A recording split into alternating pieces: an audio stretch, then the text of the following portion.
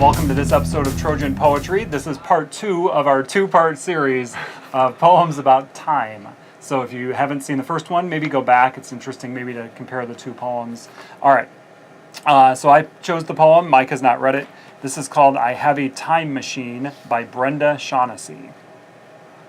I have a time machine, but unfortunately it can only travel into the future at a rate of 1 second per second, which seems slow to the physicists and to the grant committees and even to me. But I manage to get there, time after time, to the next moment and to the next. Thing is, I can't turn it off. I keep zipping ahead. Well, not zipping. And if I try to get out of this time machine, open the latch, I'll fall into space, unconscious, then desiccated. And I'm pretty sure I'm afraid of that, so I stay inside. There's a window, though. It shows the past. It's like a television or fish tank, but it's never live. It's always over. The fish swim in backward circles. Sometimes it's like a rearview mirror, another chance to see what I'm leaving behind. And sometimes like blackout, all that time wasted sleeping. Myself, age 8, whole head burnt with embarrassment at having lost a library book. Myself lurking in a candled corner expecting to be found charming. Me holding a rose though I want to put it down so I can smoke. Me exploding at my mother who explodes at me because the explosion of some dark star all the way back struck hard at mother's mother's mother. I turn away from the window anticipating a blow. I thought I'd find myself an old woman by now, traveling so light in time, but I haven't gotten far at all. Strange not to be able to pick up the pace as I'd like. The past is so horribly fast. Okay, there's a lot to digest there. I just kind of roamed the internet looking for poems, and so I stumbled upon this one, and I just instantly, again, was drawn to it. Right, and I think that's why we're picking these poems, right? We're just trying to pick poems that spark something in us, right? And then maybe share it and just kind of talk about different ways to approach poetry or to appreciate it. I like the kind of comical aspect of it, right? She's zipping ahead. Well, not zipping, right? She kind of she conditions it, and I'm pretty sure I'm afraid of that. Right, right. I'm kind of invested in this idea. Yeah, and just the whole idea that you're in a time machine, but it only travels 1 second into the future, and so really, I mean, she's talking about just living, right? I mean, the time machine is life. You're always moving into the future. You can't speed it up, but you can look back. And just that string there about in the last half of the poem, that string of memories, right? She's 8 with the library book, and I was like, oh yeah, when you're 8, you really care about, wanting to get the library book in time, wanting to be charming. And then the strange, me exploding at my mother, who explodes at me because the explosion of some dark star all the way back struck hard at mother's mother's mother. And that almost fatalistic, because of the Big Bang, which led to this, that's why I'm angry at my mother.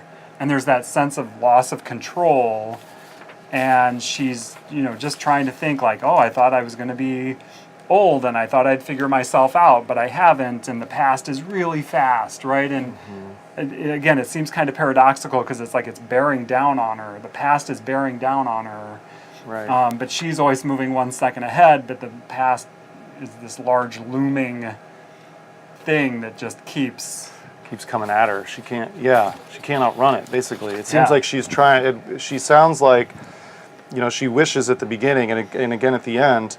I keep zipping ahead, like you mentioned before. She wants to go fast enough to get away from the past, to get away from it. When she said that line too, we said in the last episode, reading the middle of the poem, or no, 2 episodes ago, is important, right? Because that's the turn. That's a lot of times that's where the change happens. Where she says the dark star all the way back struck hard, and then she says, I turn away from the window anticipating a blow. Right. So maybe she's hinting at some abuse from her mother. Her mom would hit her, or her mom would get angry at her, and it's traced back through time. Every mother has to be angry at their mother in her family, or something to that effect, that there's something traveling through my family that we can't escape, that we can't get rid of. the same way, and she says, I'm sorry, strange not to be able to pick up the pace as I'd like.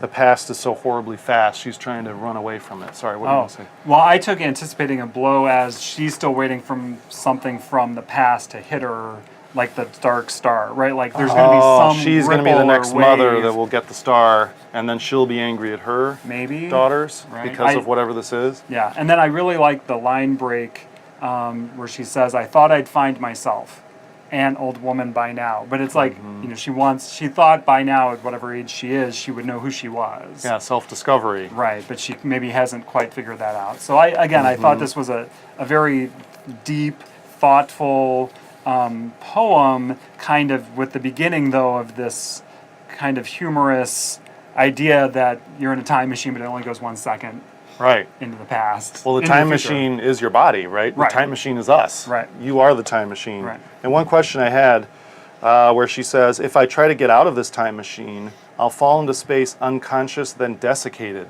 So, I mean, she's going to be totally shredded, basically, right? So she has no choice. She has to keep moving forward.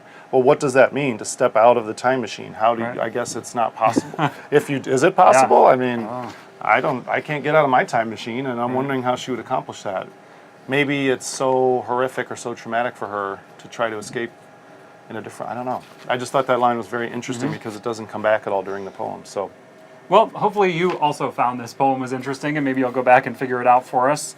I don't really have a question, but again, the idea of time and how do we live in time and what does it mean to be part of time, right? And the guy in the other poem in the last episode tried to somehow find a space in time to be happy, and she seems to be trying to outrun time or to get through time more quickly to maybe avoid the past or to find that sense of happiness, it sounds like.